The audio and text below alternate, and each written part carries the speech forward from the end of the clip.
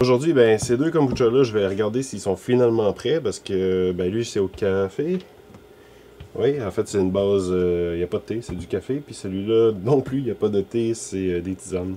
Celui-là, il est décaféiné, puis celui-là, il est carrément au café. Puis même s'ils sont pas prêts, il y a quelque chose que je peux faire qui est quand même intéressant pour quand même faire une recette, même si c'est trop sucré. Je vais surtout aborder le côté avec des herbes, des plantes, des ingrédients secs. Parce qu'il y en a trop à dire, puis on va commencer avec ça. Fait que tu sais, ici j'ai du mélilo qui va vraiment bien aller avec le café. On va faire un genre de café vanille. Mélilo, si vous connaissez pas ça, ben c'est ça. C'est une plante, ça remplace carrément la vanille. Ouais, il y a un petit goût vert, mais c'est vraiment agréable. Puis pour celui-là, fait que je vais prendre des pousses de mélèze que j'ai ramassé de là au printemps passé. Ouais, puis ça, c'est des cocottes d'épinette de Norvège. Je les rince, je les fais sécher, j'enlève les graines, et après ça, ben je les broie. Grosso modo, ça fait vraiment de bonnes tisanes. Tu sais, sérieusement, des cocottes, là, si vous avez la chance d'en avoir une couple, là, ça en prend pas beaucoup, puis ça fait des belles tisanes. Ouais, il y a comme une odeur d'orange, ou en tout cas d'agrumes, c'est vague, là. Fait que peut-être que ça va aller chercher le citronné que je me suis fait dire qu'il y avait dans le mélèze. Mais tu sais, je vais en faire aussi nature, parce que je veux savoir qu'est-ce que ça goûte, ça, nature, puis ça aussi. En fait, je vais embouteiller les bocaux au complet. Je vais pas en garder un peu pour rebrasser avec, vu que c'est pas fait avec du thé vert et du thé noir. Si vous êtes comme nous autres et que vous avez une réserve de culture comme c'est ici, si vous savez pas de quoi je parle, je vais mettre le lien là. Ben dans le fond, si vous êtes comme nous autres, ben ça, je pourrais pas en prendre pour alimenter ma culture. Il va falloir que je l'embouteille parce que c'est pas... ça risque de modifier la culture et ça marche pas. Fait que comme d'habitude... Ça sent le café, hein? Fait que ça vaut compost, si vous savez pas pourquoi, un petit lien en haut. On fait ça ici. Juste un peu. Là. Je vais en faire deux, genre nature. C'est ce que je vais faire, parce que je vois bien dans cette bouteille-là, je vais juste transvider ça. Parce qu'avec les bouteilles brunes, pour vrai, là, ça embouteille tellement mal, on voit rien. Puis là, j'ai même pas testé qu'est-ce que ça goûtait à rien. Là. Si je peux arrêter d'en mettre partout à côté.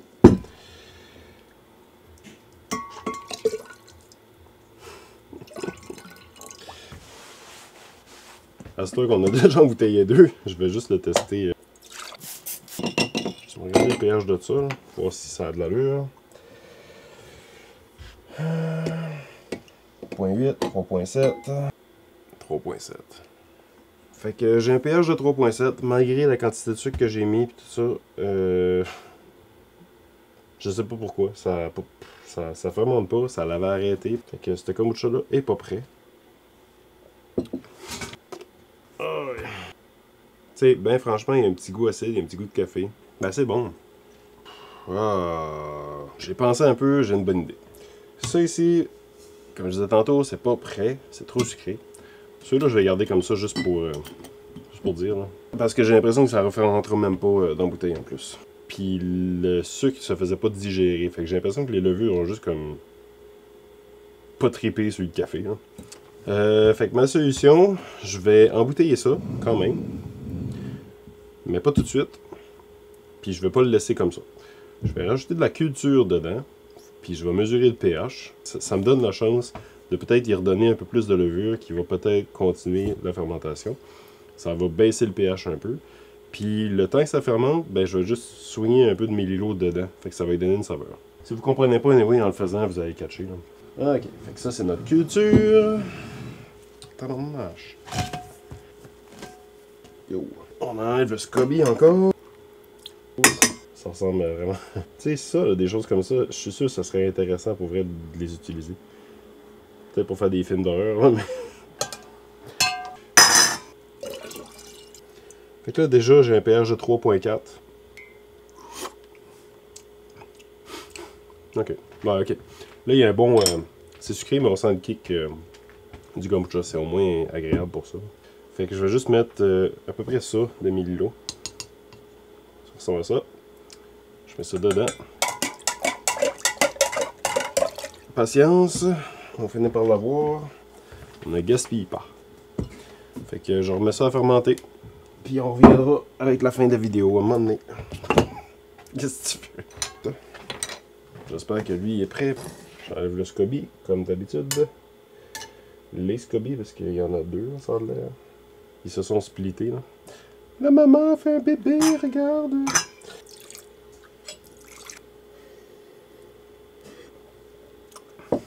Oh! Ah, lui, il est prêt. Parce que quand c'est chaud, c'est sûr que ça poigne plus, là. Ah, c'est bon. Ça s'embouteille bien, ça. 3.5, ça avait de l'allure. C'est loin du 3.3 que je pensais. Juste valider, là, c'est toi qu'on a la donnée, là. Je viens de penser. Je suis sûrement biaisé parce qu'on vient juste de calibrer le thermomètre, le pH mètre.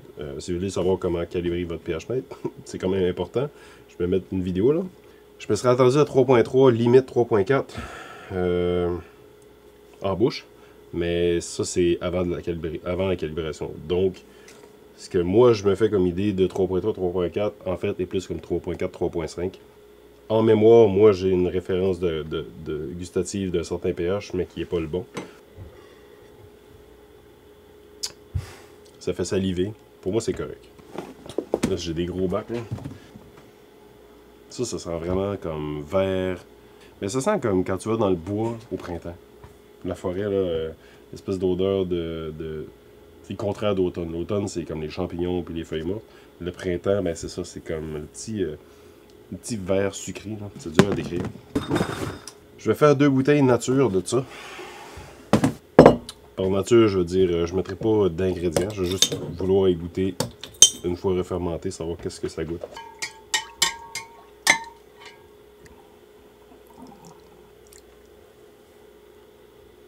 Ah, on voit rien ces bouteilles-là.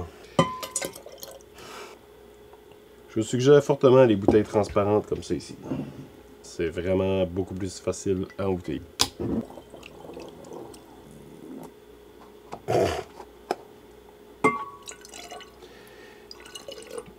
Ok. Je mets ça de côté pour les étiqueter. Après, je vais mettre un petit tape vert dessus pour être certain. Pour faire mon infusion, je vais y aller dans un cul de poule. Avec un peu d'eau. Tiens, j'ai de l'eau ici, ça va être parfait.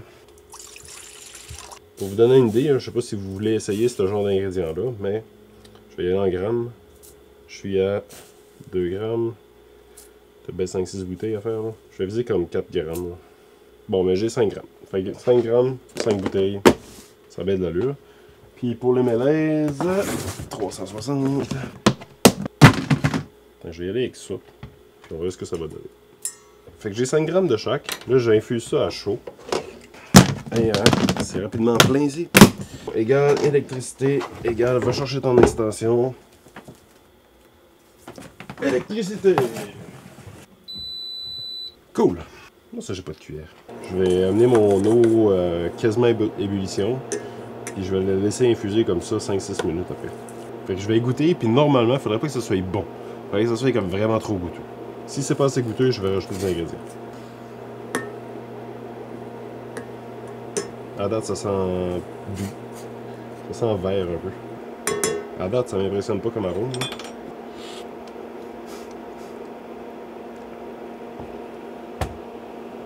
Tu sais, moi, je suis plus du style à faire des infusions à froid, là, à cause de l'amertume. Puis là, je trouve que ça fait vraiment une grosse amertume. Il y a quelque chose, ça goûte déjà trop. Fait que c'est correct. Ça goûte trop pour le boire comme ça. Là. Ce que vous pourriez faire aussi, là. J'ai manqué respirer du mélèze.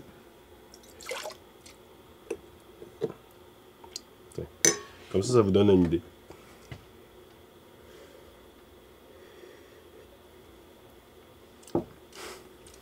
Ah, ok. Fait que là, on sent vraiment bien le goût de l'épinette. Ça fait comme résineux. Ok, non, ça peut être bon. J'ai des pousses de mélèze et des cocottes d'épinette. Ça, c'est plus une expérience que je cherche. Là. Tant qu'à faire des capsules, ben je teste des ingrédients, puis des recettes, puis des méthodes différentes. Mais vous, tu sais, vous pourriez prendre une tisane de camomille avec de la menthe, puis ça serait super bon. Ow! Je m'en garde pas mal de côté. Je vais mettre mon filtre, comme d'habitude. Je vais mettre ça dedans. Je vais tout mettre ça dans le filtre. On dirait que ça sent, tu sais, il y en a qui mettent des huiles essentielles des fois, sapinage, tout ça. Ça sent la forêt au printemps. Puis là, ben, j'ai juste rincé avec ça ici. Essayer d'aller chercher le plus d'arômes possible, là.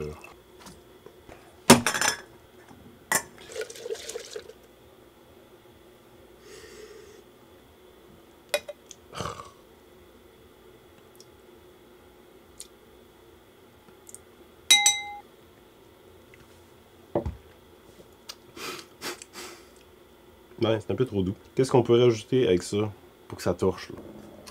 Peut-être des labradors, c'est un petit peu trop subtil. Ça, c'est de la menthe. La menthe, non. La menthe, ça cacherait tout. Tu sais, chaque ingrédient a comme ses façons de fonctionner, là. Puis si je mettais de la menthe là-dedans, ben on goûterait plus l'épinette. Ah, des pousses d'épinette. Ceux-là sont vraiment oxydés, par exemple. Des pousses d'épinette, ça pourrait être pas pire. Là, j'en ai pas, mais de la fleur de pin, ça aurait été parfait. Le pétale de rose, pas certain. La fleur de pin. Tiens. J'en ai plus en arrière, j'en ai ici. Et ça, c'est bon. Hein? Ça fait du pollen. D'habitude. Ouais, on voit la petite poussière jaune. Là. La fleur de pin, là, ça ressemble à ça ici.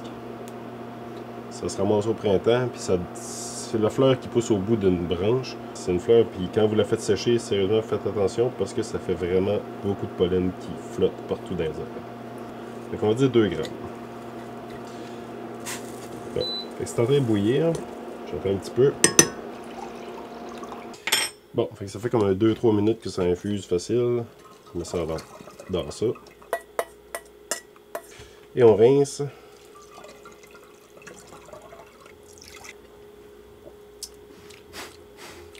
Ah, ok, ouais. Non, la fleur de pin, ouais. Là, je sens j'en ai même ses doigts. Pour ceux qui ont déjà joué du violon ou... ben, violoncelle, etc., là, de l'arc-en-son. Je sais pas avec quoi c'est fait de l'arc-en-son, mais ça ressemble à cette... Ça m'a rappelé ça en buvant un kombucha. Quand on joue du violon, c'est l'archet, avec lequel on frotte les cordes. C'est des crins de chevaux, la crinière. Puis s'il n'y a pas d'arc-en-son, ça glisse puis ça fait pas vibrer la corde. Fait qu'il y a une espèce de bloc de résine qui est sûrement de la résine de pin qui m'a rappelé, c'est la première chose qui m'est venue, ça m'a rappelé ça.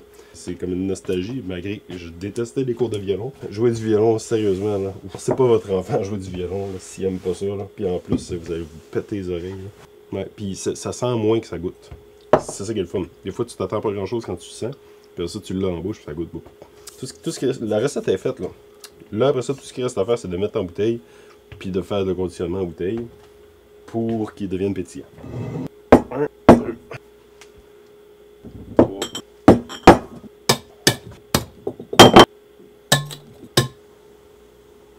Stop! Stop! Oh! J'ai une bouteille rendue jusque là. Je peux la garder comme ça, puis la capsuler, c'est pas... ça dérange pas, c'est juste qu'il y a beaucoup moins de chances qu'elle soit pétillante. Vu qu'il y a un espace d'air large de même qui fait en sorte que ça fait un peu l'équivalent d'un coussin d'air. Quand ça crée les bulles, ils vont dans l'espace d'air.